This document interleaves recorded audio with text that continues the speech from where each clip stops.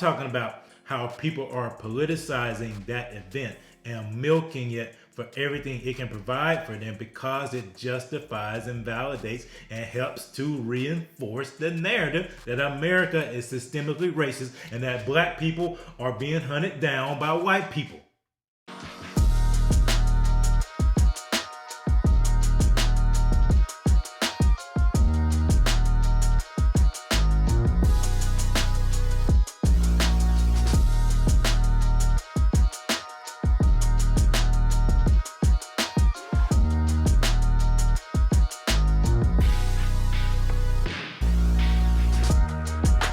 You know, one of the main tools that the enemy uses, the devil uses to steal, kill, and destroy is deception.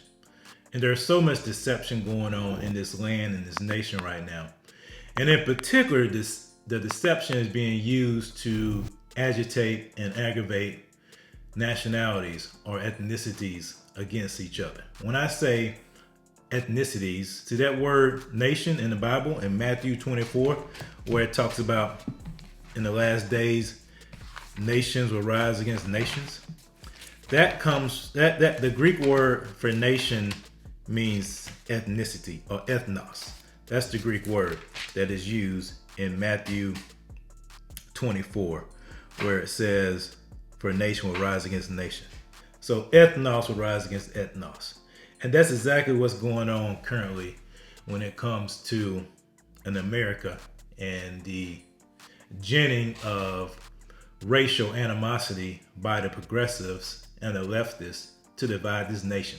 They're using common, tried and true Marxist and communist tactics to drive up animosity, to drive up hatred between black and white in particular. And they also can use it for other ethnicities, but their main focus is to use hatred between black and white because of the history, the dark chapters of American history. And so they use that as a wedge issue.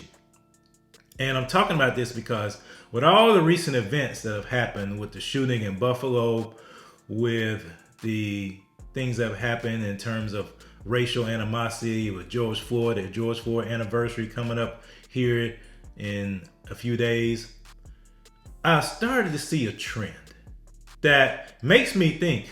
Now, I'm not into conspiracy theories. I'm not one of those guys that wearing a tinfoil hat. But I will say that the confluence of events seem very, very coincidental, to say the least.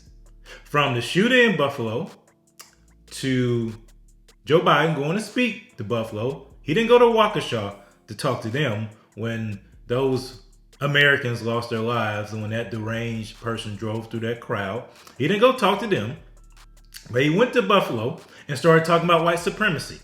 And then today, I saw this poll from the Washington Post that said that 75% of black people were afraid that either themselves or a person in their family were going to be attacked because of their race. 75%. Now, to me, that poll is inflated. I think that is not correct. I think most black people will be more concerned about being physically attacked by somebody that looks like them, or being physically shot by somebody that lives in their neighborhood, by the gangs, or by the drugs that are happening in their communities. Nevertheless, I'm starting to see a trend that the race hustlers, the progressives, and the leftists are grifting the American people on race. That they're using race, like they always have, but they're really using it now to gin up this false narrative of America being inherently racist. And they have to do that. You have to manufacture these things, number one, to make sure your narrative holds. You have the media, CNN, MSNBC, black media, constantly pumping out white supremacy, white supremacy, white supremacy. But you don't have evidence. It's like the boy crying wolf. You got to have some kind of evidence, right? And so naturally, you have to take advantage of opportunities to produce your evidence. Case in point, the Buffalo shooter. Now, I don't know if his manifesto was written by him or written by somebody else. I mean, in his manifesto, he talks about hating Fox News and some other things, hating conservatives. Who knows?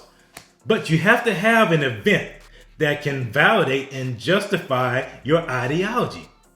Hence the Buffalo shooting. Now, please keep in mind, I'm not diminishing the horrific events of that day.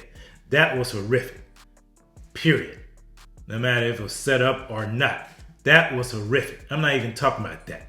I'm talking about how people are politicizing that event and milking it for everything it can provide for them because it justifies and validates and helps to reinforce the narrative that America is systemically racist and that black people are being hunted down by white people.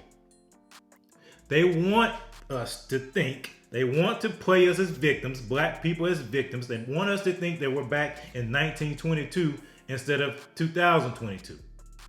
But you have to understand, that is a ploy, that is a tactic of the enemy, of the devil, to divide and conquer. Jesus talked about a house divided against itself will not stand. And the people know that.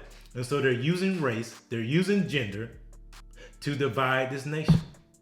And so therefore, they're using that race. They're using that race card to make sure that white supremacy, animosity, hatred is constantly pinging the American people, pinging black people to make sure, hey, black people, hey, you're still victims. Hey, you can walk outside and get shot by police. Hey, you can walk outside and get killed by the white supremacists. Hey, white supremacy, white supremacy. And what it does, it deflects and distracts from true racism. When true racism occurs, people will not believe it. Well-meaning people that you need to be on your side will not believe it because they have been so turned off by the race hustlers and their constant refrain of white supremacy, white supremacy, white supremacy.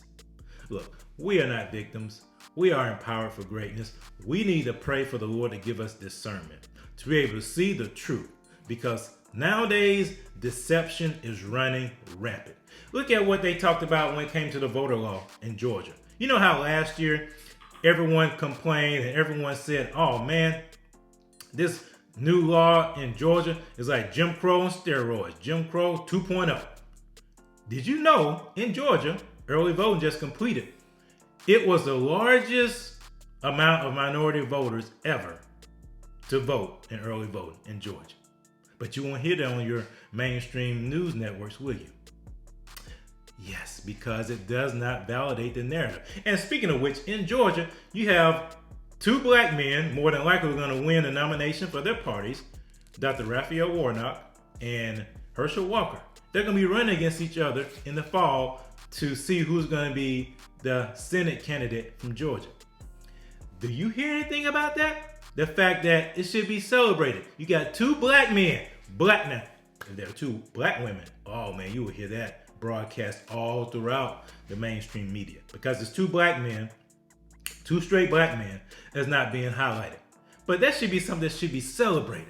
The fact that you have two black men that are running for high office in Georgia, nonetheless, in the Dixie, in the Deep South. But that does not square with that narrative that America is systemically racist, that black people have not achieved anything since Reconstruction. We are not victims. We will not be deceived. Do not be deceived. God is not mocked. We need to ask God to give us wisdom, give us discernment, and give us revelation to what's really going on. We are not victims. We are empowered for greatness. Thank you so much for liking your comments and subscribing to the channel. Please share this with your friends. Smash that like button. Smash the subscription bell. Share this with everybody you know. We're trying to make sure people understand that they're not victims, that they are empowered for greatness, and all this stuff that's out here that's telling them otherwise is false and will not benefit them in the end. So please, I appreciate that. Share that.